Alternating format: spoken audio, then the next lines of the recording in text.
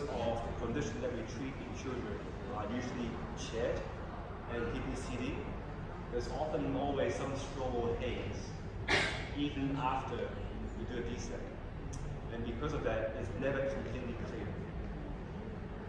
Một cái vấn đề đó là khi mà đứa bé nó bị những hormone như truyền chết hoặc là PPCD á, thì là nó luôn luôn nó có cái đụng hormone, tức là mặc dù là sau khi mình ghép DSEC xong á, thì cái phần đụng hormone này nó vẫn còn lại, nó không có trong lại được.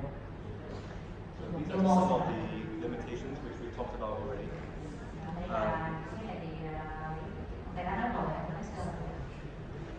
This is a case I did with a DSEC. Sometimes it's this bad. The attachments of the elastomeric membrane become within the cornea, aphakic, huge solving ring. And in this particular case, I do it in the IOL first to make sure it's not aphakic, so that the air could be kept in, then put a DSEC.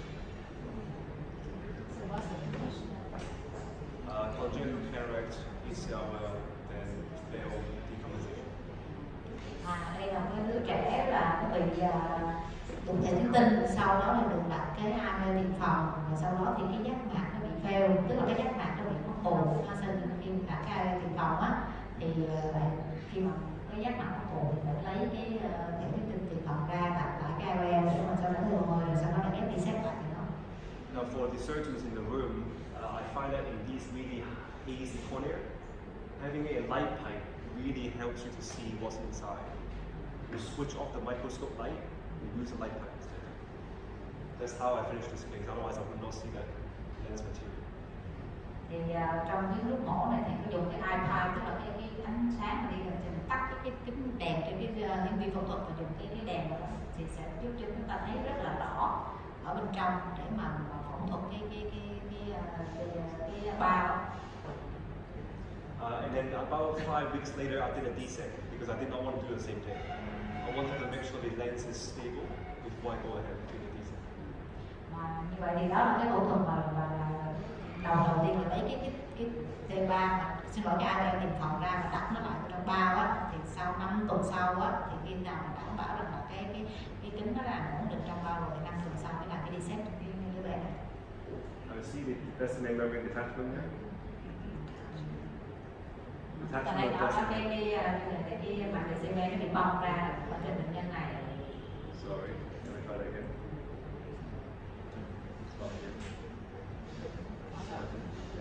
Đó là cái màng DCB nó bong ra, nó làm cái phù giác mạc á. Bạn thấy không? Cái bộ CT như đây nè. So I removed it, scrape it, Sau đó là cạo cái lớp DCB. and then put a DSEC in. Now in this case here, I use something called a 10 endocrine, which I think in Asia, in Singapore and the Philippines, it's very popular.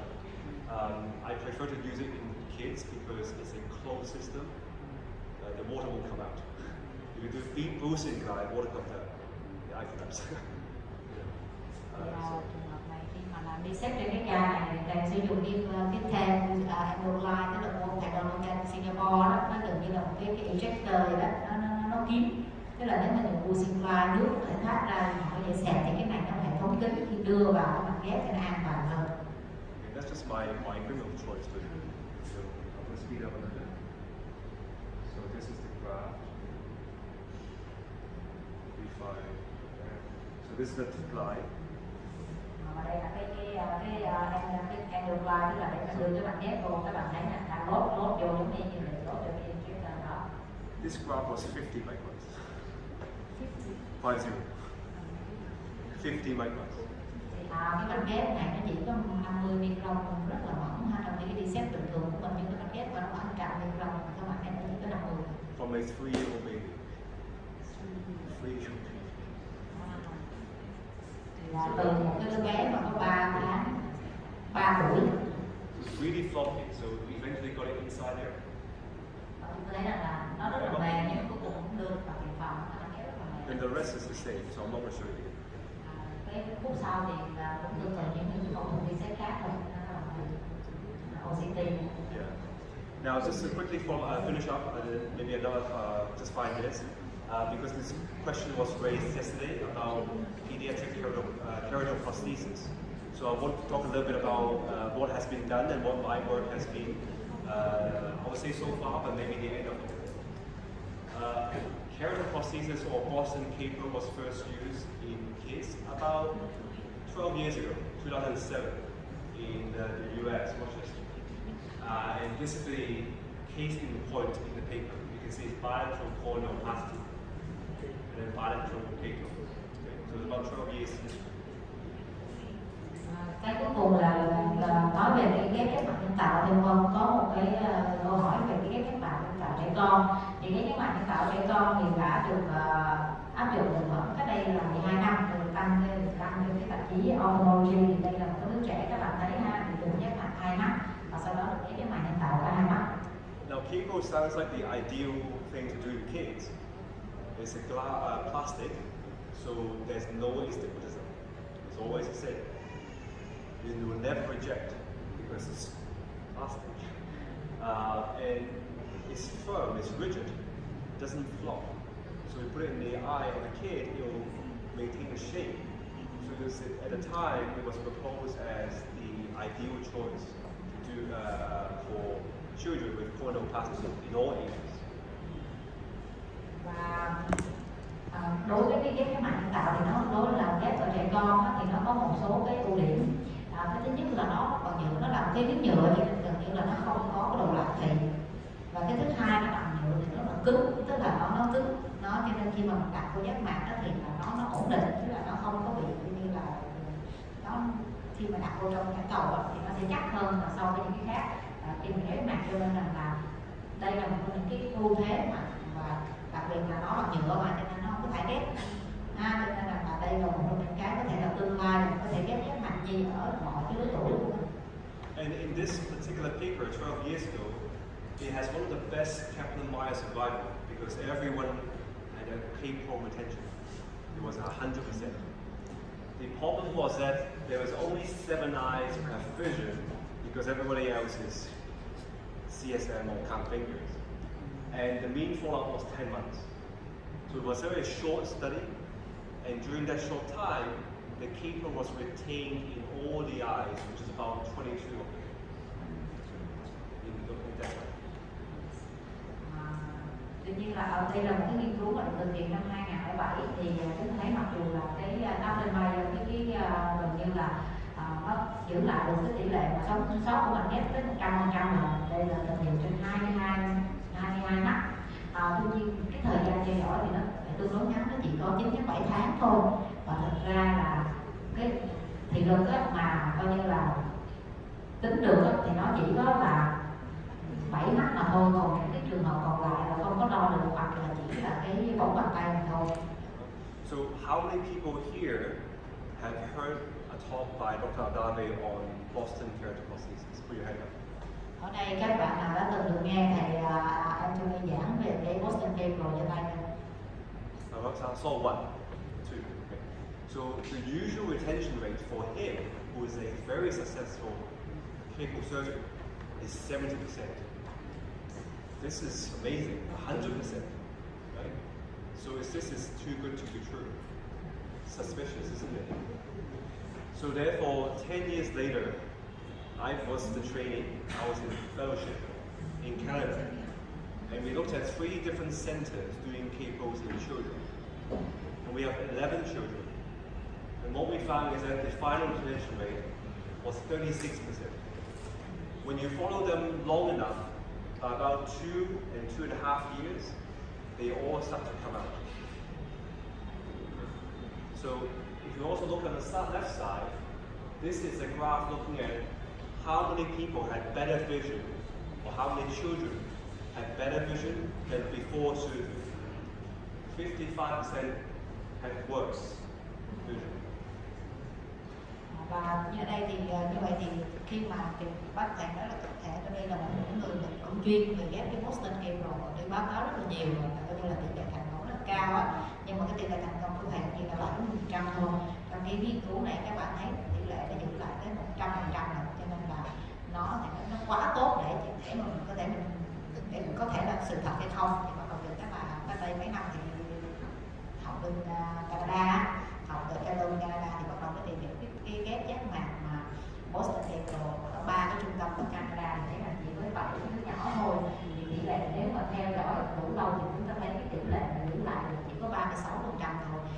khi mà theo dõi đủ lâu từ 2 năm đến 2 năm rưỡi thì bắt đầu cái kem rồi bắt đầu nó trồi ra, đó, nó không có giữ lại được. Và đây là cái sơ đồ, là cái sơ đồ cuối cùng, là cái theo dõi là cái tiên thị lực trước mổ so với sau mổ, thì chúng ta thấy cái cột cuối cùng màu đen đó, nó hơn 50% luôn, và chúng nó thị lực nó còn tệ hơn trước cả khi mổ nữa.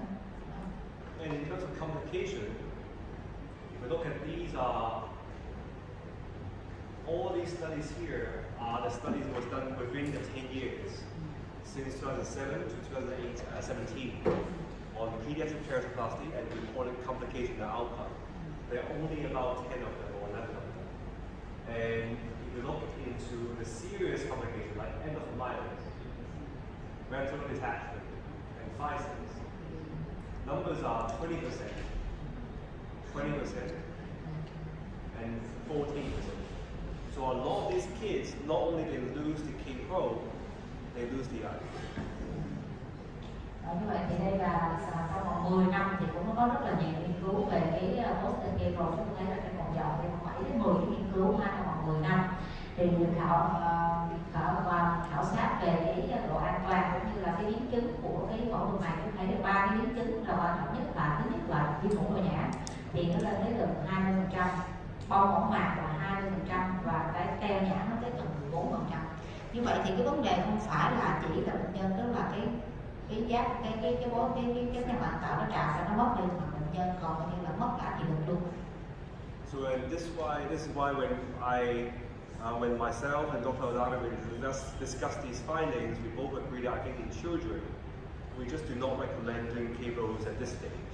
I think the evidence here suggests that actually they seem to have more problems than good. And I think if you, as a corneal surgeon as today, if you put in a Boston K-Bro in a child, you are committing them to have poor vision and probably lose the eye a few years down the line. Thì như vậy thì sau đó thì sau khi mà xem cái báo cáo này, cái báo cáo này và bàn luận cái thẻ ở đây thì quyết định là cho tới thời điểm này thì không nên ghép cái Boston K-Bro cho trẻ con, là bởi vì chúng ta thấy là cái nguy cơ biến chứng nó nhiều hơn là cái mà mình đạt được. Thì bây giờ nếu như mà mình ghép một cái giác mạc Boston K-Bro cho trẻ con như thế này thì cái nguy cơ bệnh nhân có là cái thị lực tệ hơn hoặc là mất thị lực nó sẽ cao hơn. I think the interesting thing here is that when we published the paper, the editorial came out, and the editorial said that this is Dr. Colby, who's a very famous K-Bro surgeon as well in Chicago now, who used to be in Boston. She actually did about 20 cases, and she had poor outcome. And a lot of the other surgeons that I talked to in the US who did K-Bro in children, they all also said to me that they have done it before, but they never reported the poor outcomes. And I think that's just a lesson for the trainees that sometimes when you read the literature or textbooks, the bad things don't come out. So you've got to keep your critical mind when you read papers or literature. Don't just believe what you read. You've got to think behind the context and think, is there something that you can use the information reliable? Wow. Tiếp theo là cái phần cái biên tập ví dụ như đây là khi mà cái bài báo đưa lên là có một cái ông bác sĩ cô này rất là nổi tiếng, thì ổng đây là bản thân khi mà ổng biên tập ổng đưa cái ý kiến chứ mà ổng đã từng ghép đến 20 ca và cái kết quả thì không có tốt, và khi mà kết quả thì kém thì thường thường người ta không có báo cáo. Như vậy thì rằng là cho nên là đây là một cái nhắc mình cần phải tỉnh táo khi mà mình đọc báo rồi mình thấy cái vấn đề, bởi vì khi là mình có những cái có những như vậy là cũng có những bác sĩ người ta đã từng làm, nhưng mà khi kết quả người ta kém thì người ta sẽ không có báo cáo. Như vậy thì khi mà mình đặt một cái vấn đề này mình phải biết nhận định rằng là người ta làm như thế này, nhưng mà cái mặt trái của nó là cái gì để mình biết rằng mình quyết định đúng để mà mình khi mình có nên làm hay là không làm. Okay. So in summary, finally summary. So pediatric keratoplasty, there's a lot of different clinicalities. The outcome is specific to what disease you're treating and what type of disease you're treating. Even just Peter's anomaly is not always the same. There are important changes that you have to apply to your surgical technique because the surgery is different. I think one of the big message here, I think, is that optical iridectomy is a really useful technique that I think we would try to instill here. And therefore, even when there's no donor material, even if it's fetus normal, you can still treat it. You don't have to keep waiting. And these kids will have normal or at least near normal facial development as early as possible. Okay. There are new stuff coming out, such as DSEC and DMAG, and sometimes DALK as well. But I think right now we maybe need to be a little cautious about it. And also, it's really important to have perioperative care. The family commitment, I can't stress it more than enough. Ultimately, whether this kid will see better or not is the parents. If the parents patch them, give them eye drops, bring them back to see you, they will see well. You'll be surprised, there are some parents who just don't care. And you are the one that will have to find out who is going to be the one that will listen to you and help the kid a lot more. I think that's often the whole lesson of pediatric keratoplasty is down to that, learning about which family you can trust and not trust.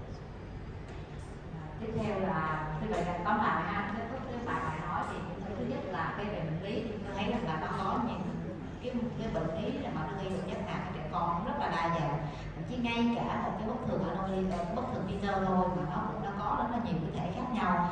Và như vậy thì từng cái thể đó như vậy thì cái tiên lượng nó khác nhau và cái kỹ thuật mà mình áp dụng cho từng cái trường hợp cụ thể bệnh lý nó cũng sẽ khác nhau từ từng cái trường hợp, mình phải xem xét cho nó kỹ.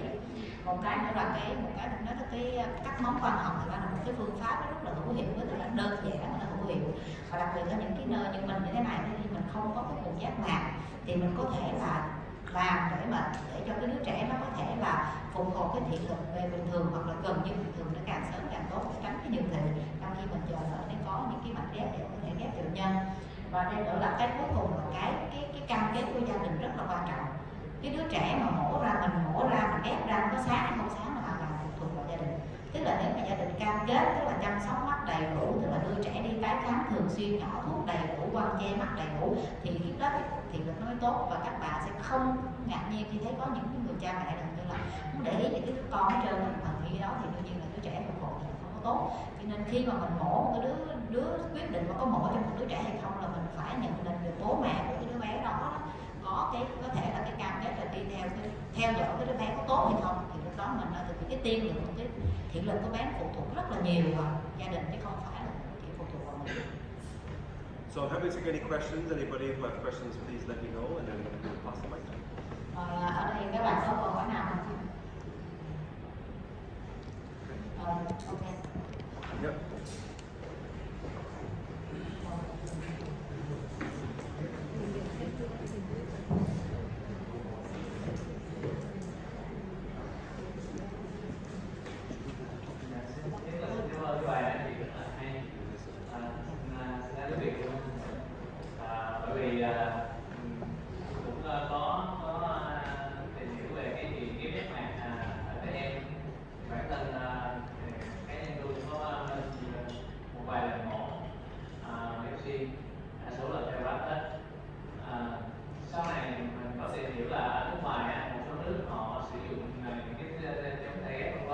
Thì vừa rồi cách đây khoảng 6 tháng đó là một cái bác sĩ bên Philippines thì họ sử dụng một cái chế phẩm mà chống miễn dịch, thường mình nghĩ là cái chống miễn dịch là cyclosporin A hạn, thì họ sử dụng cái tacrolimus mà dưới dạng bôi mà ophthalmic.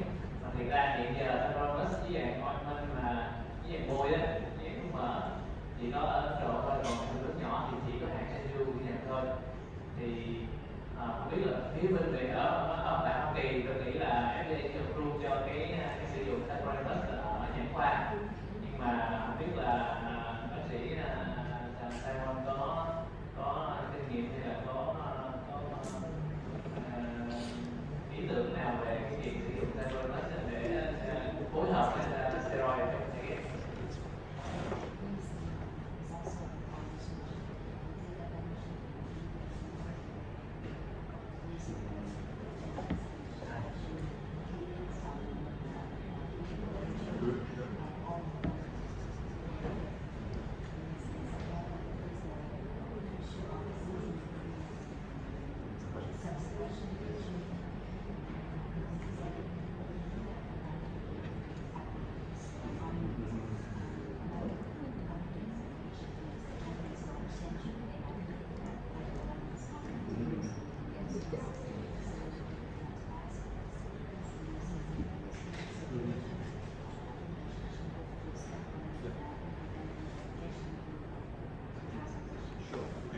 thank you for the question.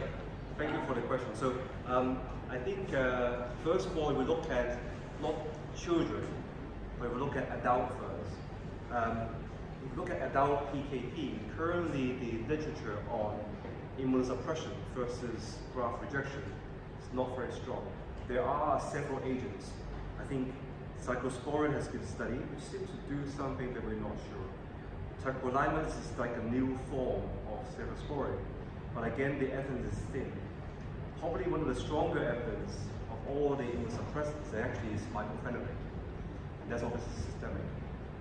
When it comes to children, I follow similar to like a high-risk adult protocol. They have a lot of steroids in the beginning, Q1 to Q2 hour steroids in the first week, slow taper.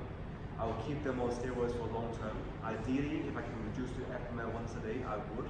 But if I cannot, I will keep them once or twice a day Pred Forte. Now, obviously, if you can switch it to FML, great. If you cannot, look at the sutures. If they get infection, I will keep them, or if they still have sutures, I keep them on antibiotics until all the sutures are out. So that's the immediate phase. In the long term, if you are thinking about, or if you have multiple graft rejections, or if it fails very quickly, you want to have immunosuppressant, I think topical may not be sufficient. I think you may have to have systemic mycophenolate / maybe systemic cyclosporin or even tacrolimus. Not many people have described it, but I think that probably is more likely to be effective. Really, it's case by case. We haven't got information. You can explain to me. Để cũng xin nói thêm luôn là cái diagnosis trước kia là phía bên gia liễu người ta coi nó như là một cái thuốc của da, nhưng mà nó có tác dụng phụ, nó là side effect của nó là gây ung thư da. Tuy nhiên sau đó người ta nghiên cứu lại đó, trên chuột á, người ta coi lại cái thí nghiệm đó mà chứng minh là ung thư, nghi ngờ là ung thư da của chuột đó, thì trải qua là mấy con chuột đó nó dính lông với nhau. Nếu mà cái con kia hay sau đó không biết thì nó mới bị dẫn tới ung thư da, thay đổi da của chuột thôi. Cho nên người ta loại bỏ cái nguyên nhân, cái nguy cơ gọi là tác dụng phụ là gây ung thư ở da đối với người ra khỏi cái list đó. Hiện giờ tương đối là an toàn đối với khi sử dụng ở da. Mình sợ là tác dụng phụ nó là gây ung thư da. Thì cái câu trả lời của thầy là tức là hiện tại thì là không phải chỉ là trẻ con mà lớn người ta cũng đã nghiên cứu về cái sử dụng cái thuốc ức chế miễn dịch để phòng ngừa thải ghét ở giác mạc. Thì có nhiều cái thuốc là các bạn biết đã được sử dụng, ví dụ như cyclosporin hoặc nữa, nhưng mà thực ra cái hiệu quả nó không có bao nhiêu, và tacrolimus nó cùng một dòng mà giống như là cái thế hệ mới hơn so với cyclosporin, và cái mà bây giờ người ta dùng mà người ta cảm thấy có hiệu quả hơn tất cả là cái mycophenolate đó, đó là cái cell set, tức là cái loại đó, thì nhưng mà mình phải dùng toàn thân. Thì như vậy thì đối với trẻ con chẳng hạn, để mà ngăn ngừa thải ghét thì thường ví dụ như mới mổ thì sẽ dùng cái Pred Forte rất là tức là mỗi giờ một lần hoặc là mỗi 2 tiếng một lần, và sẽ duy trì một thời gian kéo dài. Nếu được thì có thể chuyển qua FMM cho lớn thì mình giảm liều còn một ngày. Còn nếu mình không thể nào chuyển qua bên cái FMM được thì mình vẫn phải dùng cái Pred Forte.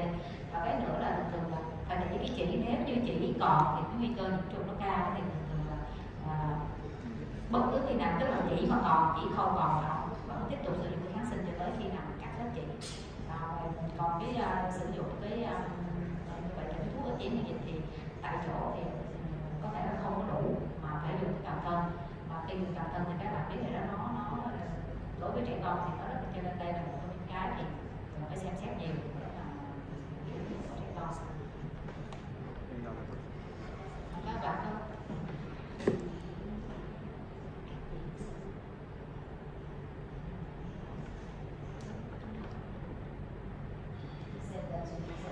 Almost 2 weeks of, for example, the child, the 3-month-old child, the keratoplasty, we said almost 2 weeks after the surgery, discovered there's a suture. Yep. And then she said, is there any risk of disease after the adjustment? So it depends on age. Yeah, so it depends on age. So the younger the child, the earlier the graft will heal. So oftentimes we say, weeks per month of age and so on and so on. But oftentimes I look for a scar.